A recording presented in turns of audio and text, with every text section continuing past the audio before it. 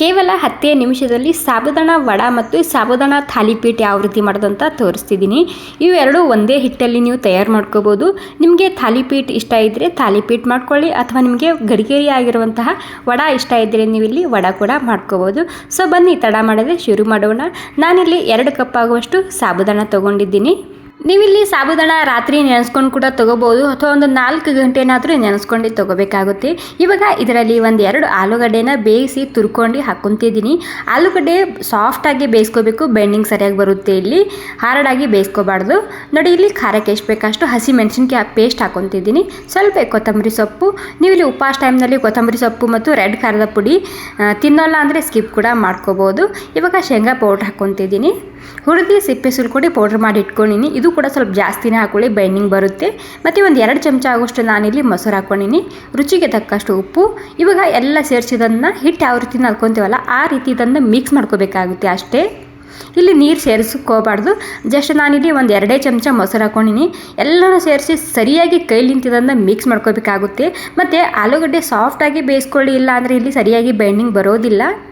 Okay, ನೋಡಿ ಇದು ನೋಡಿ ಪರ್ಫೆಕ್ಟಾಗಿ ಬೈಂಡಿಂಗ್ ಬರ್ತಿದೆ. ಇದಕ್ಕೆ ನಾದೋದಕ್ಕೆ ನಾನು ಸ್ವಲ್ಪ ಕೂಡ ನೀರು ಸೇರಿಸಿಲ್ಲ. ಜಸ್ಟ್ 2 ಚಮಚ ಮೊಸರನ್ನ ಮಿಕ್ಸ್ ಮಾಡ್ಕೊಂಡಿದ್ದನ್ನು ಕಲಿಸ್ಕೊಂಡಿನ ಅಷ್ಟೇ. ನೋಡಿ, ಮತ್ತು ಆಲೂಗಡ್ಡೆ ತುಂಬಾ ಸಾಫ್ಟಾಗಿ ಬೇಯಿಸ್ಕೊಳ್ಳಿ, ಇಲ್ಲಿ ಸರಿಯಾಗಿ ನಮಗೆ ಬೈಂಡಿಂಗ್ ಮಾಡೋದಕ್ಕೆ ಬರುತ್ತೆ. ನೋಡಿ, ಪರ್ಫೆಕ್ಟಾಗಿ ಬೈಂಡಿಂಗ್ ಬರ್ತಿದೆ ಇದು. ಸೊ ಇಷ್ಟಾದರೆ ಸಾಕಾಗುತ್ತೆ. ಇವಾಗ ಇದಕ್ಕೇನು ರೆಸ್ಟ್ ಮಾಡಿ ಬಿಡಬೇಕಂತೇನಿಲ್ಲ. ನೀವು ನಾದಿದ ತಕ್ಷಣ ಇದನ್ನು ಮಾಡ್ಕೋಬೋದು. ಮೊದಲಿಗೆ ನಿಮಗೆ ಥಾಲಿಪೀಠ ಯಾವ ರೀತಿ ಮಾಡೋದಂತ ತೋರಿಸ್ತಿದ್ದೀನಿ. ಒಂದು ಕಾಟನ್ ಬಟ್ಟೆಯಲ್ಲಿ ನೀರಿನಲ್ಲಿ ತೊಯ್ಸ್ಕೊಂಡು ತೊಗೊತಿದ್ದೀನಿ. ನೀವು ಡೈರೆಕ್ಟಾಗಿ ಹಂಚಿನ ಮೇಲೆ ತಟ್ಕೋಬೋದು. ಈ ರೀತಿ ನೀವು ಬಟ್ಟೆ ಮೇಲೆ ಕೂಡ ತಟ್ಕೋಬೋದು, ಅಥವಾ ಬಟರ್ ಪೇಪರ್ ಇತ್ತಂದ್ರೆ ಅದ್ರ ಮೇಲೆ ಕೂಡ ನೀವು ಇಲ್ಲಿ ತಟ್ಕೋಬೋದು. ಮತ್ತು ಜಾಸ್ತಿ ತೆಳ್ಳಗೆ ತಟ್ಟಬಾರ್ದು, ಸ್ವಲ್ಪ ದಪ್ಪನೇ ಇರಬೇಕು. ಇಲ್ಲಿ ನಾನು ದೋಸೆ ತವ ಇಟ್ಕೊಂಡಿನಿ. ಪ್ಯಾನ್ ಇತ್ತಂದ್ರೆ ಅದು ಕೂಡ ಇಟ್ಕೋಬೋದು. ಕಬ್ಬಿಣದ ಹಂಚಿಗೆ ಇದು ಮೆತ್ಕೊಳ್ಳುತ್ತೆ, ಹೀಗಾಗಿ ದೋಸೆ ತವ ಇತ್ತಂದ್ರೆ ಅದ್ರ ಮೇಲೆ ನೀವು ಇದನ್ನು ಥಾಲಿಪೀಠನ ಮಾಡ್ಕೊಳ್ಳಿ.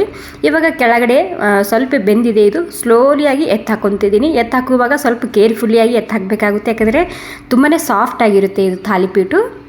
ಓಕೆ, ಇವಾಗ ಏನಿಲ್ಲ, 2 ಕಡೆಗೆ ನಾವು ಚಪಾತಿ ಯಾವ ರೀತಿ ಬೇಯಿಸ್ಕೊತೇವಲ್ಲ ಆ ರೀತಿ ಗರಿ ಆಗೋ ತನಕ ಬೇಯಿಸ್ಕೊಂಡ್ರೆ ನಮ್ಮ ಸಾಬುದಾನ ಥಾಲಿಪೀಠ ತಯಾರಾಗುತ್ತೆ.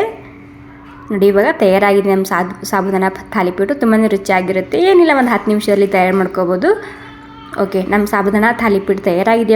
ಇವಾಗ ಇದೇ ಹಿಟ್ಟಿನಲ್ಲಿ ನಿಮಗೆ ವಡ ಕೂಡ ಯಾವ ರೀತಿ ಮಾಡೋದು ಅಂತ ತೋರಿಸ್ತಿದ್ದೀನಿ. ಕೈಗೆ ಒಂದು ಸ್ವಲ್ಪ ನಾನಿಲ್ಲಿ ಎಣ್ಣೆ ಹಚ್ಕೊಂಡಿನಿ. ಎಣ್ಣೆ ಹಚ್ಕೊಂಡು ನಾವು ವಡ ಮಾಡ್ತೀವಲ್ಲ ಸಾಬುದಾನ ವಡ, ಅದೇ ರೀತಿ ಇದು ಕೂಡ ಅಷ್ಟೇ. ಜಾಸ್ತಿ ದಪ್ಪ ಮಾಡ್ಕೋಬಾರ್ದು, ಒಳಗಡೆ ಹಸಿ ಉಳ್ಕೊಳ್ಳುತ್ತೆ. ಸ್ವಲ್ಪ ಸಣ್ಣನೇ ಇರಲಿ. ನೋಡಿ, ಈ ರೀತಿಯಾಗಿದೆ. ಸೊ ಎಲ್ಲನೂ ನಿಮ್ಗೆ ಎಷ್ಟು ಬೇಕಷ್ಟು ನೀವು ಇಲ್ಲಿ ವಡ ಕೂಡ ನೀವು ತಯಾರು ಮಾಡ್ಕೋಬೋದು. ಇಲ್ಲಿ ಸಣ್ಣ ಕಡಾಯಿ ಇಟ್ಕೊಂಡು ನಾನು ಅದರಲ್ಲಿ ಸ್ವಲ್ಪ ಎಣ್ಣೆ ಗರಂ ಮಾಡ್ಕೊಂಡಿನಿ, ಜಾಸ್ತಿ ಏನಿಲ್ಲ. ಹೀಗಾಗಿ ಇದರಲ್ಲಿ ಒಂದೇ ಹಾಕ್ಕೊತಿದ್ದೀನಿ ನಾನು. ಇವಾಗ ಏನಿಲ್ಲ, ಗರಿ ಆಗೋ ತನಕ ಈ ರೀತಿ ಎಣ್ಣೆಯಲ್ಲಿ ಕರಿದರೆ ನಮ್ಮ ಸಾಬುದಾನ ವಡ ತಯಾರಾಗುತ್ತೆ. ನಿಮಗೆ ಎಣ್ಣೆಯಲ್ಲಿ ಕರಿದಂತಹ ವಡ ಇಷ್ಟ ಇಲ್ಲ ಅಂದರೆ ನೀವು ಇಲ್ಲಿ ಶಾಲೋ ಫ್ರೈ ಕೂಡ ಮಾಡ್ಕೋಬೋದು. ಸೊ ನೋಡಿ, ಎಷ್ಟು ಗರಿಯಾಗಿ ಬಂದಿದೆ. ಈ ರೀತಿ ಗೋಲ್ಡನ್ ಬ್ರೌನ್ ಬಂದಿದ್ರೆ ಸಾಕಾಗುತ್ತೆ. ಮತ್ತು ಹೈ ಫ್ಲೇಮ್ದಲ್ಲಿ ಕರಿಬಾರ್ದು, ವಡ ಒಳಗಡೆ ಹಸಿ ಉಳ್ಕೊಳ್ಳುತ್ತೆ.